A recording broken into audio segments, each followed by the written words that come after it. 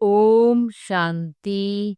11 सितंबर 2025 के ईश्वरीय महावाक्य।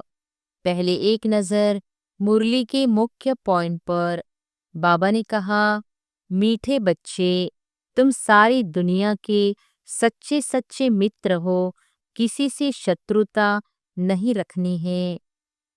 तुम रूहानी मिलिट्री हो, बाप का डायरेक्शन है, बैज सदा लगाकर रखो और सर्विस करो।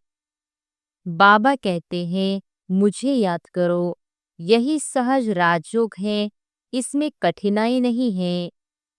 याद के बल से ही पाप नष्ट होंगे और ऊंचा पद मिलेगा। और फिर बाबा ने कहा, यह दुखधाम थोड़े दिन का है, फिर चलना है सुखधाम श्री कृष्णपुरी में। बेहद का बाप कालों का काल है, सब आत्माओं को शरीर से छुड़ाकर साथ ले जाएंगे। झगड़ा या रूठने की बातें याद नहीं करनी, भूल जाना है। शिव बाबा की सर्विस ही सच्चा कार्य है, इसमें पूरा मददगार बनना है। और फिर लास्ट में बाबा ने कहा, प्राचीन राजयोग सिर्फ भगवान ने सिखाया 5000 वर्ष पहले, और अब फिर से सिखा रहे हैं। सतयुग में प्रकृति दासी थी, कोई उपद्रव नहीं था। अभी तमोप्रधान होने से उपद्रव है। हर ब्राह्मण के पास बैज और चित्र, त्रिमूर्ति, गोला, सीढ़ी, झाड़ रहना चाहिए। बैज सर्विस से नाम होगा और याद रहेगी कि हम शिव बाबा के बच्चे हैं। ज्ञान और योग, लाइट और माइट है, इन्हें संपन्न कर मास्टर सर्वशक्तिमान बनना है। और अब सुनते हैं महावाक्यों को विस्तार से। मुरली का सार। मीठे बच्चे, तुम सारी दुनिया के सच्चे सच्चे मित्र हो। तुम्हारी किसी से भी शत्रुता नहीं होनी चाहिए।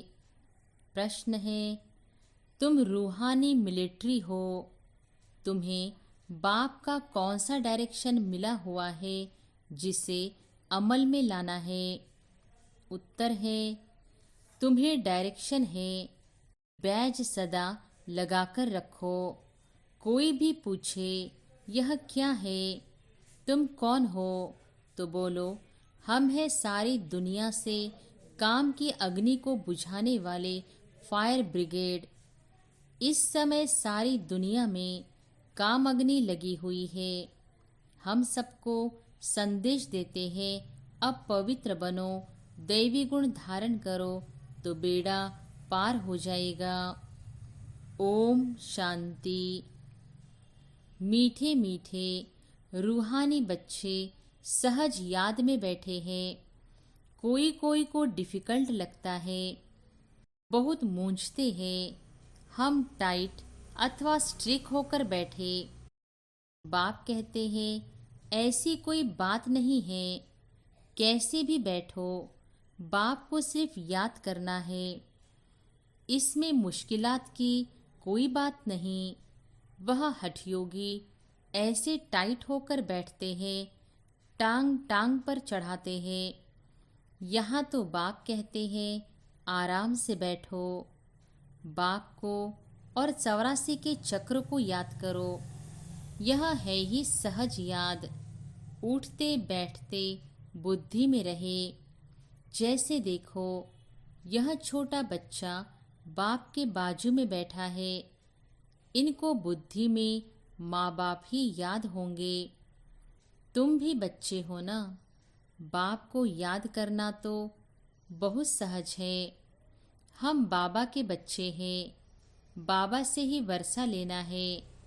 शरीर निर्वाह अर्थ गृहस्थ व्यवहार में भल रहो। सिर्फ औरों की याद बुद्धि से निकाल दो। कोई हनुमान को, कोई किसको, साधु आदि को याद करते थे, वह याद छोड़ देनी है। याद तो करते हैं ना, पूजा के लिए, पुजारी को मंदिर में जाना पड़ता है, इसमें कहाँ जाने को भी दरकार नहीं है। कोई भी मिले बोलो, शिव बाबा का कहना है मुझे एक बाप को याद करो। शिव बाबा तो है निराकार, जरूर वह साकार में ही आकर कहते हैं मामेकम याद करो। मैं पतित पावन हूँ, यह तो राइट अक्षर है ना। बाबा कहते हैं मुझे याद करो, तुम सब पतित हो। यह पतित तमोप्रधान दुनिया है ना, इसलिए बाबा कहते हैं कोई भी देहधारी को याद नहीं करो। यह तो अच्छी बात है ना। कोई गुरु आदि की महिमा नहीं करते हैं। बाप सिर्फ कहते हैं मुझे याद करो तो तुम्हारे पाप कट जाएंगे। यह है योग बल अथवा योग अग्नि। बेहद का बाप तो सच कहते हैं ना। गीता का भगवान निराकार ही है, श्री कृष्ण की बात नहीं। भगवान कहते हैं सिर्फ मुझे याद करो और कोई उपाय नहीं। पावन होकर जाने से ऊंच पद पाएंगे, नहीं तो कम पद हो जाएगा। हम तुमको बाप का संदेश देते हैं, मैं संदेशी हूँ। इसे समझाने में कोई तकलीफ नहीं है। माताएं, अहिल्याएं, कुब्जाएं भी ऊंच पद पा सकती है, चाहे यहाँ रहने वाले हो, चाहे घर गृहस्थ में रहने वाले हो। ऐसे नहीं कि यहाँ रहने वाले जास्ती याद कर सकते हैं। बाबा कहते हैं बाहर में रहने वाले भी बहुत याद में रह सकते हैं, बहुत सर्विस कर सकते हैं। यहाँ भी बाप से रिफ्रेश होकर फिर जाते हैं तो अंदर में कितनी खुशी रहनी चाहिए। इस छीछी दुनिया में तो बाकी थोड़े रोज है, फिर चलेंगे श्री कृष्णपुरी में।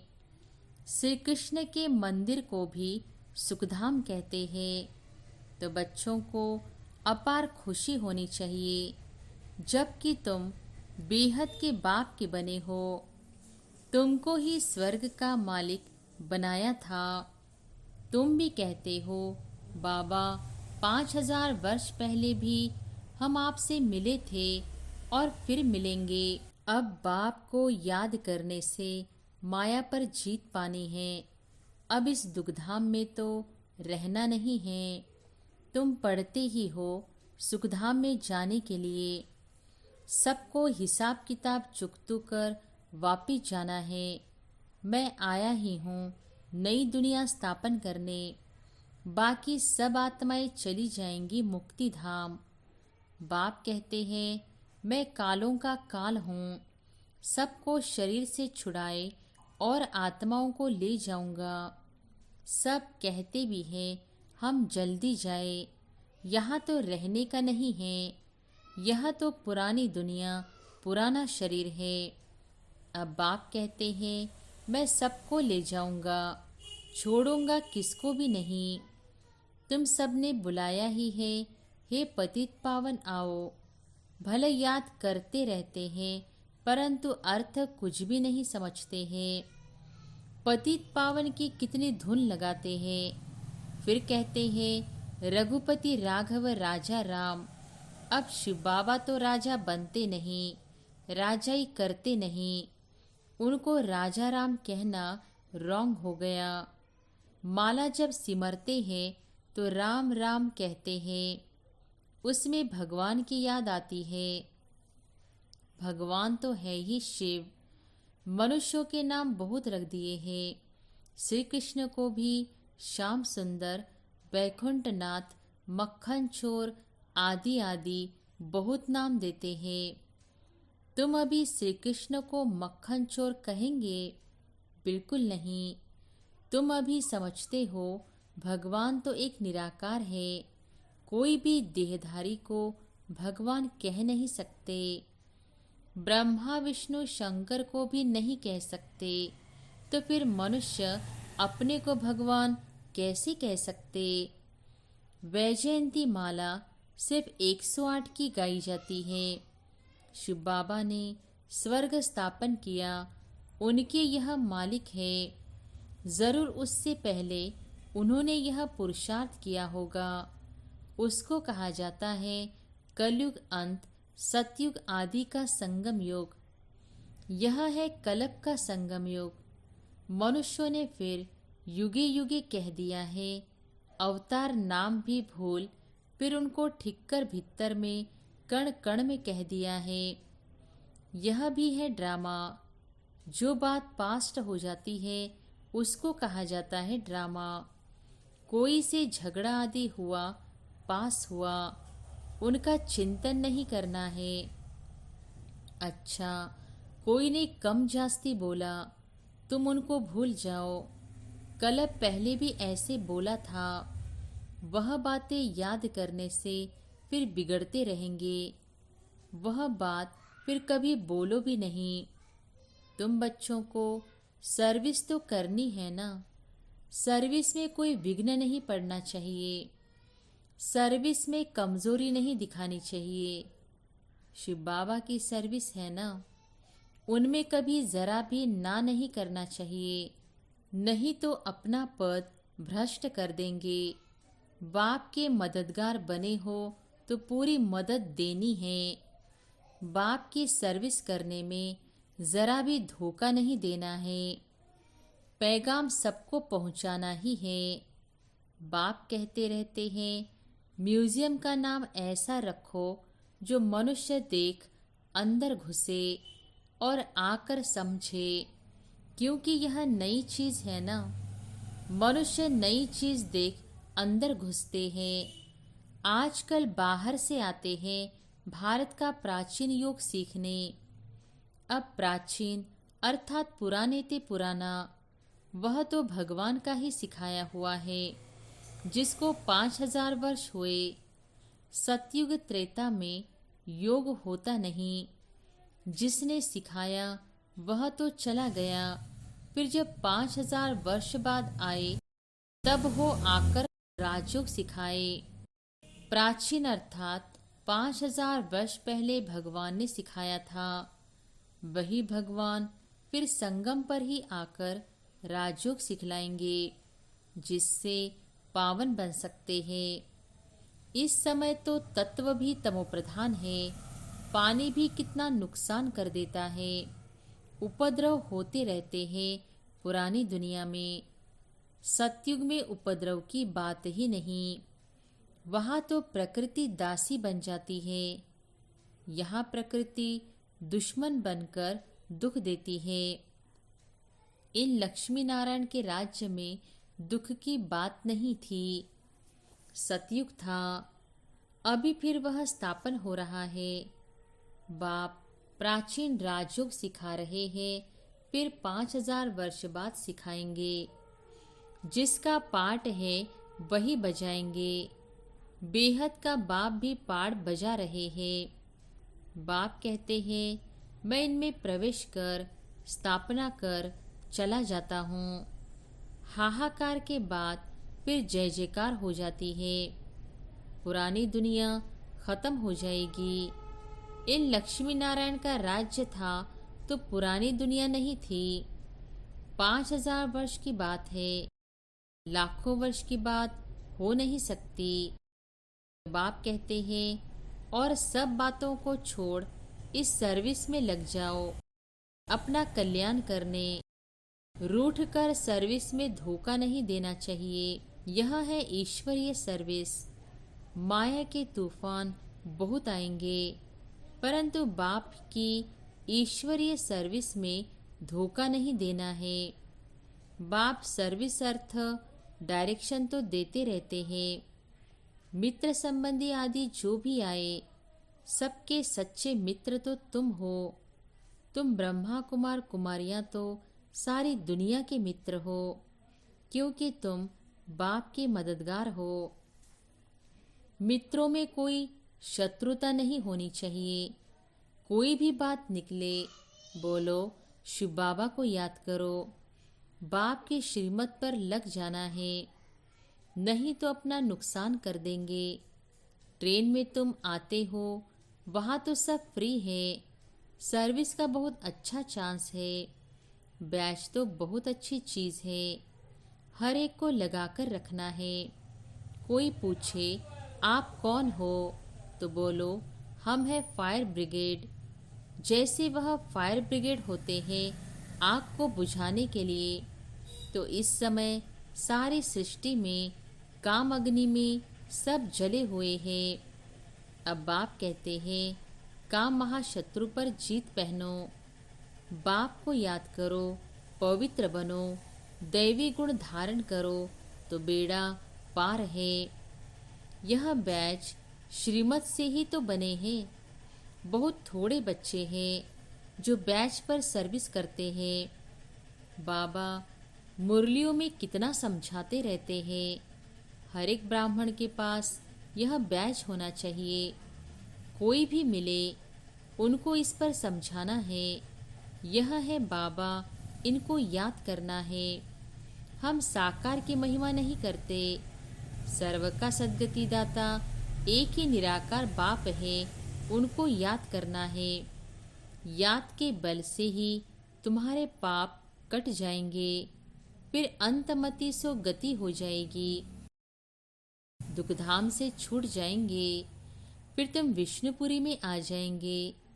कितनी बड़ी खुशखबरी है। लिटरेचर भी दे सकते हो।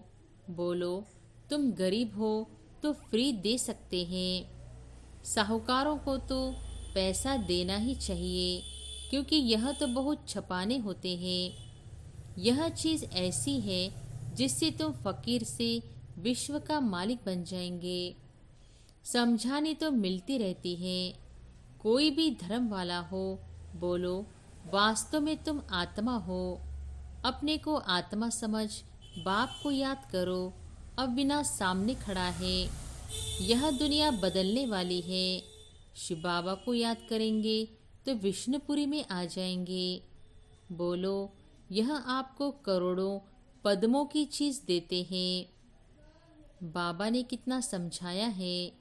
बैच पर सर्विस करनी है, परंतु बैच लगाते नहीं। लज्जा आती है। ब्राह्मणियाँ जो पार्टी लेकर आती है अथवा कहाँ ऑफिस आदि में अकेली जाती है, तो यह बैच जरूर लगा रहना चाहिए। जिसको तुम इन पर समझाएंगे वह बहुत खुश होंगे। बोलो हम एक बाप को ही मानते हैं, वही सबको सुख शांति देने वाला है।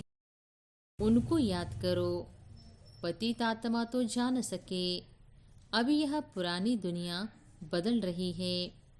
ऐसे ऐसे रास्ते में सर्विस करते आना चाहिए। तुम्हारा नाम बहुत होगा। बाबा समझते हैं शायद लज्जा आती है जो बैच पहन सर्विस नहीं करते हैं। एक तो बैच सीढ़ी का चित्र अथवा त्रिमूर्ति, गोला और झाड़ का चित्र साथ में हो। आपस में बैठ एक दो को समझाओ तो सब इकट्ठे हो जाएंगे। पूछेंगे यह क्या है। बोलो शिव बाबा इनके द्वारा यह नई दुनिया स्थापन कर रहे हैं। अब बाप कहते हैं मुझे याद करो, पवित्र बनो। अपवित्र तो वापस जा नहीं सकेंगे। ऐसी मीठी मीठी बातें सुनानी चाहिए तो खुशी से सब सुनेंगे, परंतु कोई की बुद्धि में बैठता नहीं है। सेंटर पर क्लास में जाते हो तो भी बैच लगा रहे। मिलिट्री वालों को यहाँ बिल्ला बैच लगा रहता है।